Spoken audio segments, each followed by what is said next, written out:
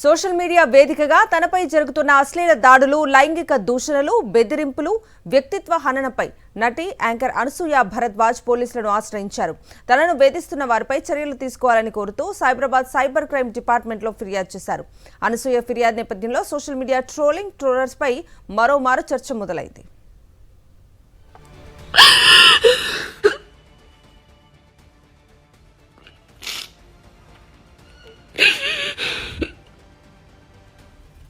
Social మీడియాలో జరుగుతున్న భయంకరమైన ట్రోల్స్ దాడిని నటి యాంకర్ అనసూయ భరద్వాజ్ ఇక ఎంత మాత్రమూ సహించలేకపోయారు. అదే పనిగా పదే పదే అత్యంత జుగుప్సాకరంగా సోషల్ మీడియాలో అసభ్యకరంగా మాట్లాడుతున్న రాస్తున్న వారి అంతు చూడాలని నిశ్చయించారు. సైబరాబాద్ సైబర్ క్రైమ్ పోలీసులను ఆశ్రయించి ఫిర్యాదు చేశారు. అనసూయపై గతంలోనూ పలు సందర్భాల్లో ట్రోలింగ్ జరిగింది.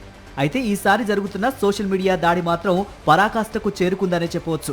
అనసూయ ఫిర్యాదు ప్రకారం ఈ వివాదానికి బీజం 2025 డిసెంబర్ 22న పడింది.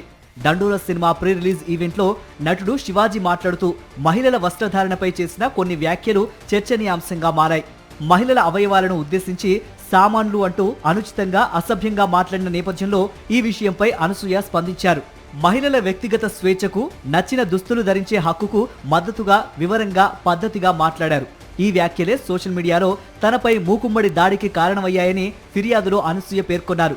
అనసూయ ఫిర్యాదును ఆధారం చేసుకుని పోలీసులు నమోదు చేసిన 22 పేజీల ఎఫ్ఐఆర్లో నిందితుల సంఖ్య 42 మంది దాకా ఉంది. వీరిలో ప్రముఖ వ్యక్తులు, కంటెంట్ క్రియేటర్స్, అడ్వకేట్స్ కూడా ఉన్నారని తెలుస్తోంది.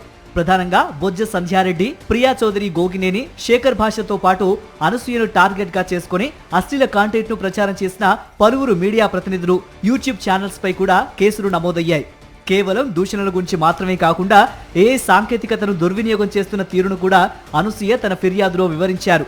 ఉద్దేశపూర్వకంగా తన పరువుకు భంగం కలిగించేలా కాంటెంట్ తయారు చేసి ప్రసారం చేస్తున్నారని, అసభ్య పదజాలంతో లైంగికంగా వేధిస్తున్నారని ఆమె తన ఫిర్యాదులో పేర్కొన్నట్టు తెలుస్తోంది. ఆర్టిఫిషియల్ ఇంటెలిజెన్స్ ని ఉపయోగించి తన ఫోటోలను మార్చి అశ్లీలంగా చూపిస్తున్నారని, ఫోన్ కాల్స్, మెసేజ్ల ద్వారా బెదిరింపులకు పాల్పడుతున్నారని ఫిర్యాదులో వివరించారు. ఫిర్యాదును స్వీకరించిన సైబర్ క్రైమ్ పోలీసులు కేసు నమోదు చేశారు.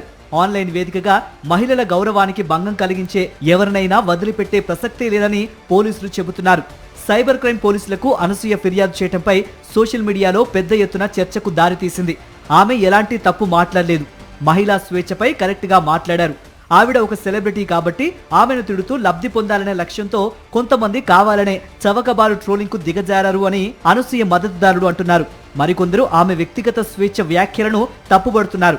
మొత్తం మీద ఆన్లైన్ వేధింపులపై అనసూయ లాంటి ఒక సెలబ్రిటీ ఫిర్యాదు చేయటం, అది కూడా ఫిర్యాదులో అధిక సంఖ్యలో ట్రోలర్స్ ఉండటం చర్చనీయాంశంగా మారింది.